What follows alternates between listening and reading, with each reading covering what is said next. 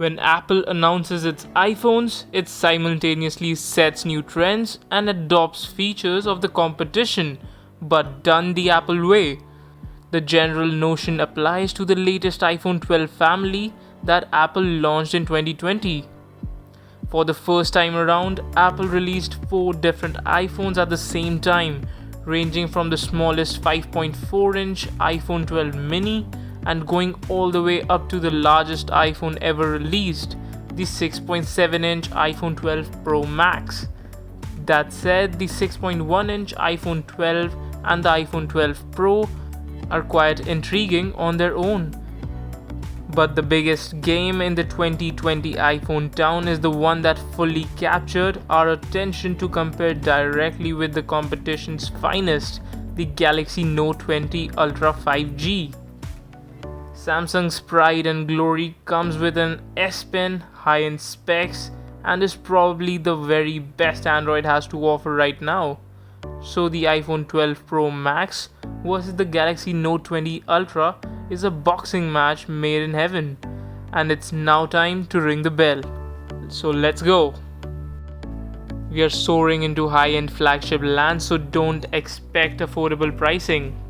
The new top-end iPhone starts at $1,100 for the 128GB version and charge you $1,199 and $1,399 for the 256 and 512GB versions respectively.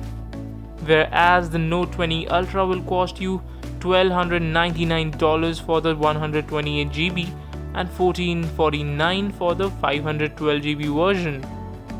Of course, the Note 20 Ultra has been on the shelves for a few months, so you could occasionally get the Note 20 Ultra cheaper thanks to Black Friday Samsung deals, Amazon sales, and other types of bargains. Granted, there are some iPhone 12 Pro Max Black Friday discounts as well, but they are mainly with the carrier plans attached. Hearing that this is the first 6.7-inch iPhone release, you might be forgiven to worry about how it would affect your palm, pocket, or purse. But the 12 Pro Max is still a good deal more compact than the true juggernauts out there like the Galaxy Note 20 Ultra. It's just less comfortable to hold and handle thanks to the flat iPhone 4 SQ sides and the wider body.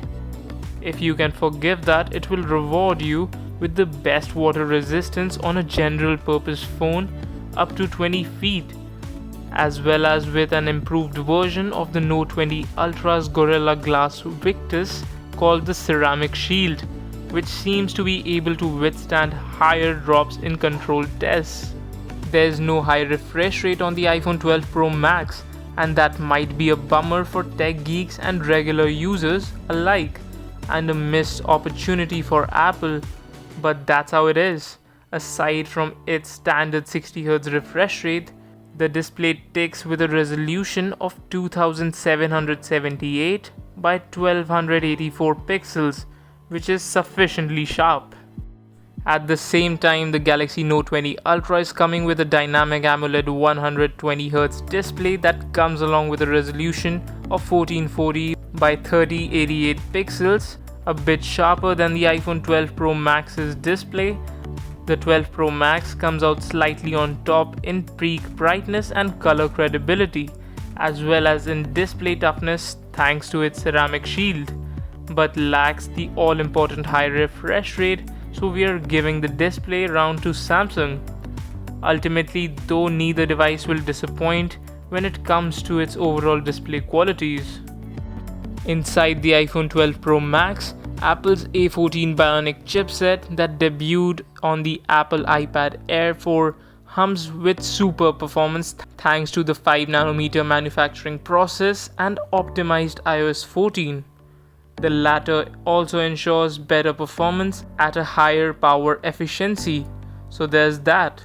The largest iPhone comes with 6GB RAM and either 128, 256 or 512GB storage variants. In the meantime, the Galaxy Note 20 Ultra comes with the Qualcomm Snapdragon 865 Plus in the US and Korea, or Exynos 990 elsewhere, an octa-core beast built on a 7nm process The 865 Plus is a slightly improved version of the regular Snapdragon 865 that powers the Galaxy S20 series. The Note 20 Ultra has variants with 8GB of RAM and 12GB of RAM, as well as storage tiers from 128GB to 512. Unfortunately, the base versions of both these phones start at only 128GB storage. Both phones came with triple camera setups consisting of regular ultra-wide angle and telephoto snappers. The differences are in the megapixels and sensor sizes as well as the software features. It's too early to say which one has the better camera, but one thing is for sure, they'll be neck to neck. One thing that will likely be missing on either device is an advanced depth measuring sensor.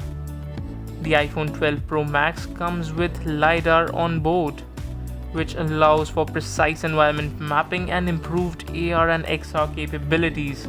At the same time, the Galaxy Note 20 Ultra has no TOF sensor like the S20 Ultra, so it's a bit gimped in that regard and doesn't have advanced depth sensing capabilities.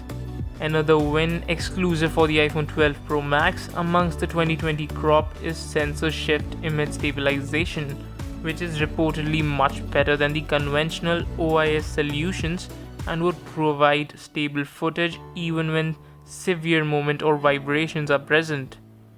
In general, the iPhone 12 Pro Max samples exhibit a tad truer colors than the warmish tones on the Note 20 Ultra and lower exposure, hence they don't overblow highlights. The dynamic range is also slightly better from the iPhone, while the Note 20 Ultra manages to capture a bit more detail, which however is smeared by the higher default exposure settings. While the larger battery of the Note 20 Ultra might mislead you that it would have a significantly better battery life, we wouldn't be so quick to downplay the potential battery life of the iPhone 12 Pro Max, as Apple's insane power optimizations play a very big role in the overall power efficiency of the phone. As a result, iPhone usually run circles around Android devices with larger batteries due to the tight control Apple has over both software and hardware of its wares. According to Apple, the 12 Pro Max battery life is identical to the last year's iPhone 11 Pro Max, but our tests return mixed results, from surpassing it in the web browsing and scrolling test to failing miserably at a 3D game rendering with certain titles compared to the A13 power drawn on the 11 Pro Max, not to mention the Note 20 Ultra. The web browsing test is, needless to say, done at the iPhone 60Hz display, as it can't do more, which gives it a power draw advantage before all those high refresh rate peers like Note 20 Ultra. When it comes to charging, the Note 20 Ultra beats the 12 Pro Max by a mile, or should we say by 15 minutes, which is an eternity in this day and age.